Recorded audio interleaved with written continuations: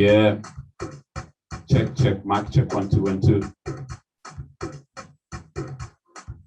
Some flavor right there, innit? Right, ladies and gentlemen, it's another one of them candid conversation. We're blessed, highly privileged. We're feeling honored to be back on it again. And today we're crossing all the way to the south. Not really the south, but around the south. I mean the south of Mamaland, Africa. Yeah, we're going all the way to Botswana.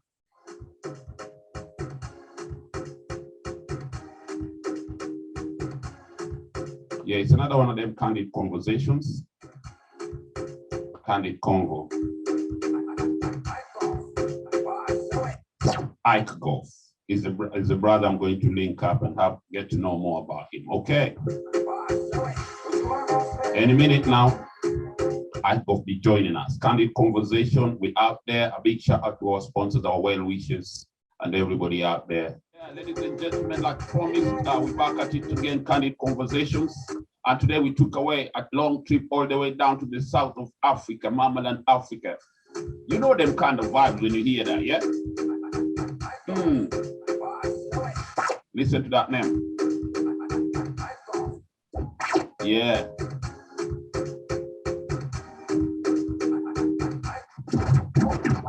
Yeah, today we're blessed, we're highly favored, we're feeling very good about this. We managed to link up with the brother all the way down from Botswana. Yeah, you heard me, I said it right. Botswana, his name, that's his name.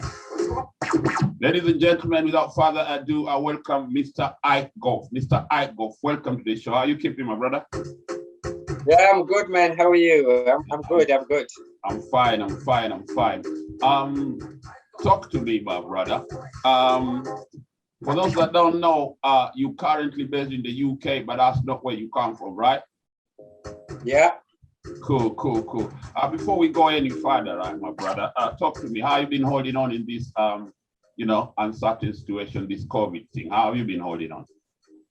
Hey, man, I'm obviously, you know, I'm on the front line because I don't only do music, I'm a nurse as well. So obviously, you know, I've been on the front line. It's not been an easy route, man. It's been quite difficult. You know, we've lost colleagues, we've lost those that we were looking after, we've lost friends and everybody else. But at the end of the day, man, God is there. God is there. God is there. To protect us, you know. Yeah. Hey, listen, man, a big shout out and a nice thank you to all you people in the front line. It's not like people take some things for granted, man. And this is one of the time where the world came to a standstill and we got to learn, like, you know, we got to learn more about ourselves. And yeah, sorry, and a big hand to what you're doing out there in the front line, nurses, doctors, and all you kind of people who are holding us down. You're holding us down. Hello, man. Thanks a lot. Yeah. Anyway, Mr. Lonely is the name of this one, right? Yeah, that's Mr. Lonely. That's Mr. Lonely.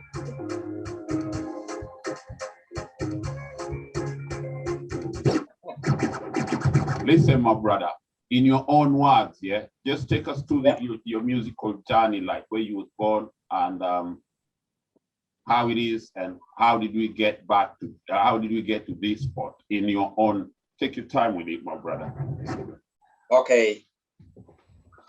Well, as I say, my name is Ike Gof. Basically, my first name is Isaac, which normally people call Ike.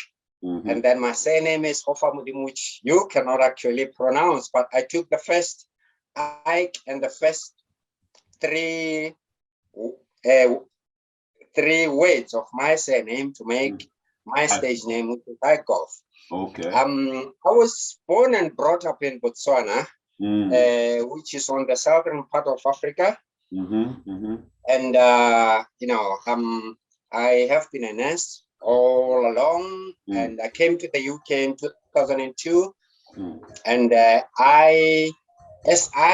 you hear that song saying Mr. Lonely, I did that song because I felt quite lonely. I mean, you know, this country is not a very It's not as sociable as back home in Botswana. I understand, my brother. I know exactly what you're talking about. For us brothers Yeah, who come so from I close did community. that song called Mr. Lonely. You know, yeah. And I joined the music industry in 2017. Basically, when I joined the music industry, no, 2016, man, because I started with a song that I actually did for my wife, which I actually wanted to give her something special. So I decided to do a song for her. And then after that song, you know, I felt that urge to give more to the public. So I never let go since then. Okay. You know? So at the moment, I've released about 2 EPs and about 12 singles. Oh, you've been working hard. You've been working hard. Listen, my brother, listen. Yeah. Oh. Tune. Hey.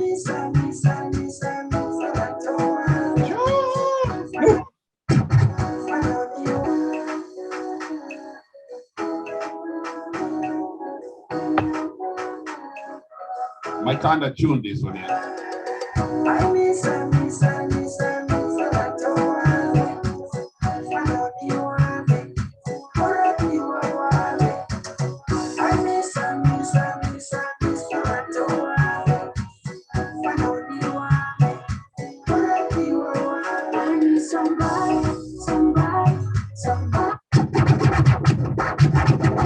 Listen, my brother, I think there's a couple of things you're skipping, but I'll allow it. Yeah, listen, I want you to take me back to your childhood, growing up and whatever. What was the things that were surrounding you? What kind of music were playing?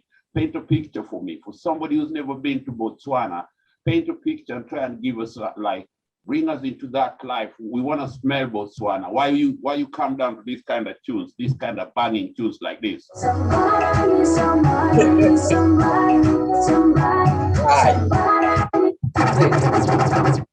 Right, talk to me, my brother. Okay, well, I was born in a small village called Mabule. Mabule. Mabule is a small Talk village to Mabule in Botswana. Yeah, Mabule in Botswana. Mabule is actually situated along the South African borderline. Oh, you're near the border.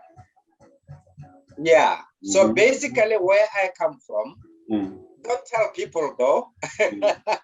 We can jump the border that side, come back that side. There's no border, so we jump over that side. You can go shopping in South Africa. Go shopping in South Africa. We come back. It's only 15 minutes walk. Yo, you know what I mean? Yeah, shouts out to Mabule. I like that. Thank you. Stand up. So basically, our way of life is more of South African. You know, we kind of like, we are family. Mabule, this Mabule South Africa and Mabule. I understand exactly what you're saying. I'm from Kenya, and in Kenya there's Busia, Kenya, and then there's Busia, Uganda. You see what I'm saying? I know what you're talking about. Yeah. So basically, the families, the two families have been divided. So there's no reason why we shouldn't cross the border to go and see our brothers and sisters, man. No. Yeah. So basically, when I grew up, you know, I grew up in that village, but when I finished school, I went to Pitani Molopo, which is also Pitani Molopo, South Africa, as well as Pitani Molopo, Botswana. Wow. So I was still on the borderline. Along the borderline. Along the borderline. God, you know. Beautiful. And I was more of a pantsula. If you know what a pantsula is. I know pantsula. I know pantsula is a style of living, it's a style of dance, and then it's a culture. It's basically a culture. For those that don't understand pantsula is kind of it's a culture. It's a way of, it's a style of living where the way they dress with their fisherman hats, the way they dance, They have a style of dancing. They have a style of dancing. Yeah. They have a style of how they sing their lyrics. Everything, you know. Yeah, they also like racing cars, don't they? Exactly, Like exactly. they do a lot of donuts and sing pansula. Yo, shout out to all the pansula people out there. I got a couple of friends in South Africa, and I know what I know what you're saying. Go on, my brother. I love this. Go on. Yeah. So from Peter Nemelop, I went to senior school, which what was a boarding school in Mueddin College. It's called Mueddin College, just between our two cities, which is Lobatse and Gaborone. Right. You know, that's where I did my Cambridge, which is Form 4 and Form 5. Right. Well, I must admit that, you know, I was a little bit naughty when I was at school anyway, you know. Because I was used to jumping the borderline at home. So I was also jumping the school fence to go and drink outside. It's natural. I mean, it's in my blood, you know what I mean? It's in my blood. Right. Yeah. And then from there, I went to the School of Nursing. Okay. You know, I went to the School of Nursing, and then I completed in 1994. And then I went to, from when I completed, I worked at Kalape Hospital, which is about roughly 300 kilometers from our city, which is Gaborone. Right. So that's where I worked. And then I worked for 6 months, and then I joined our lovely Botswana police. Ooh, okay. In the medical unit. The medical department. Yeah, in the medical department. Right. So I worked with them since then till 2002, when I left them to come to the UK, where I've been practicing as a nurse until I joined my music part-time in 2016. But obviously, sorry to interrupt you, but obviously the kind of music you're doing is home-based, it's home influenced, everything straight up, right? So talk to us about like your music. Your music is strictly from your roots. It's not like you're doing the kind of music that is heavily influenced from where you reside right now, which is in the UK, right? So your music is leaning so much to your culture, right? So speak to us about that. Like how's nightlife over there? How's nightlife in the thingy? How's nightlife in Gaborone? Well, basically what it is, you know, all my songs, they are not from Norway. They are from my life. You know what I mean? All right. Yeah. Every song that I did is for some kind of like life experience. You know, and my personal life as well. You know, like, you know, if I see something, if I wanna do the song with it, I always associate it with my life. You know. Yeah, even though sometimes when I make a song, like if I you know, when I do a love song, I mean, people forgive me, it doesn't actually mean that I'm talking about my life. That one basically is about general life in general, you know. Yeah. So yeah. Hold on a minute. Bear with me a minute. Mboko, umefungua mlango. Okay, poa. Yeah, let's continue. Yeah. So right. So since I joined music in 2016, well, my first 2 songs, I did them in Botswana. All right. Okay. Yeah, I did them in Botswana, but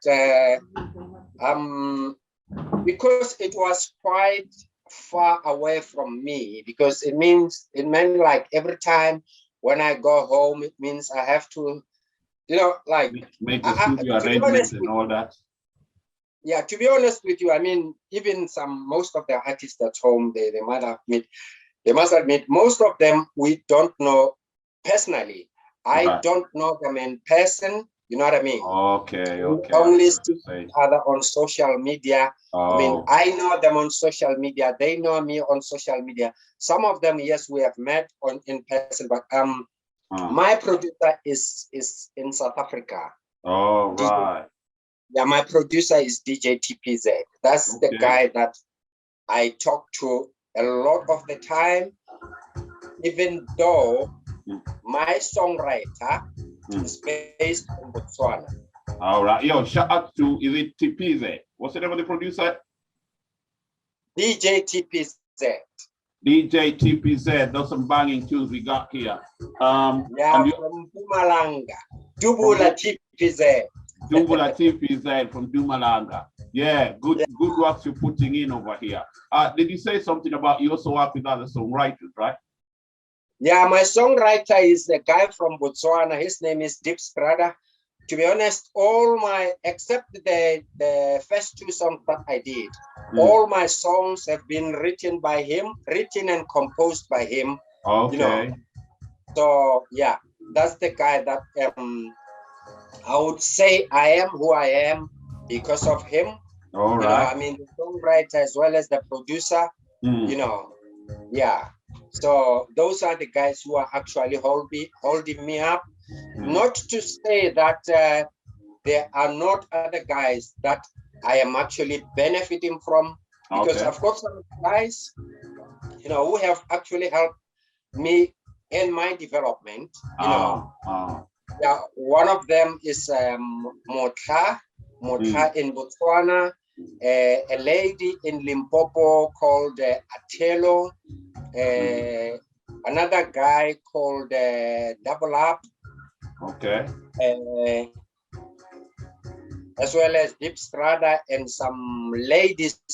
There's another lady called Abigail Ramutsuri, which has been my long-time vocalist. All right. And a few people, the Naomis and whatever, you know, as well as one of the guys who is one of the biggest producers in Botswana called Suffocate, because most of the time when I have a problem or when I want to make an inquiry about something, or if I do a song, he's the guy that I do call him and say to him, look, this is what I want to do. How do you feel about it and stuff like that? You know, so what's his name? Quite a nice guy. Hello. What's the name of this producer again? You say Suffocate.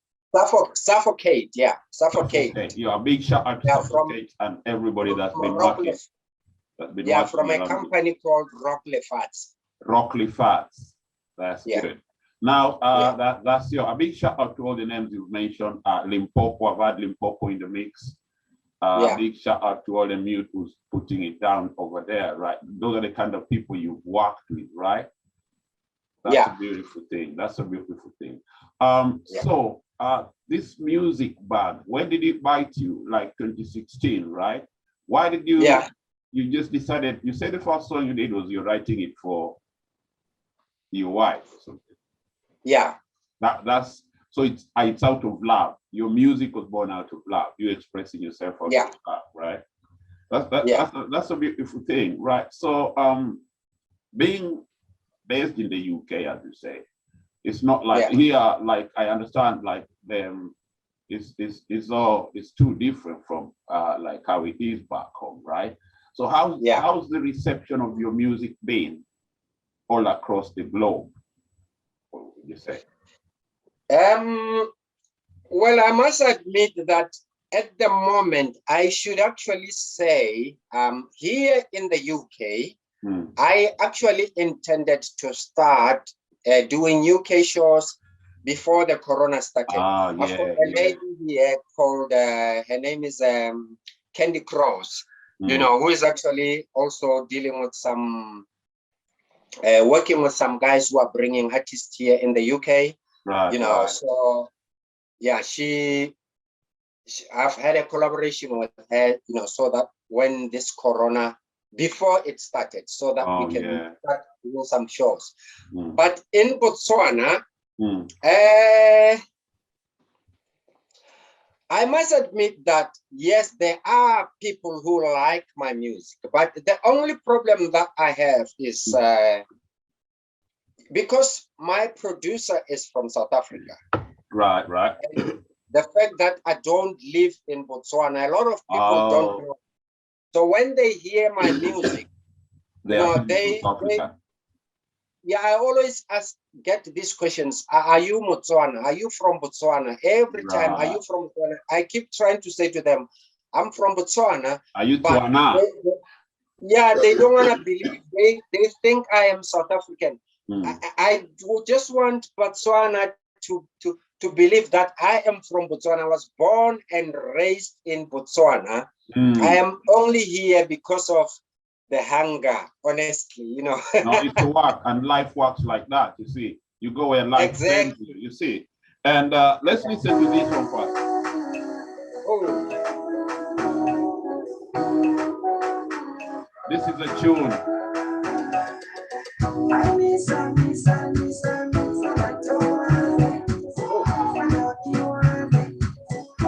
Yo, hey, listen, you people from Botswana, this is your son. You gotta stand behind him, okay?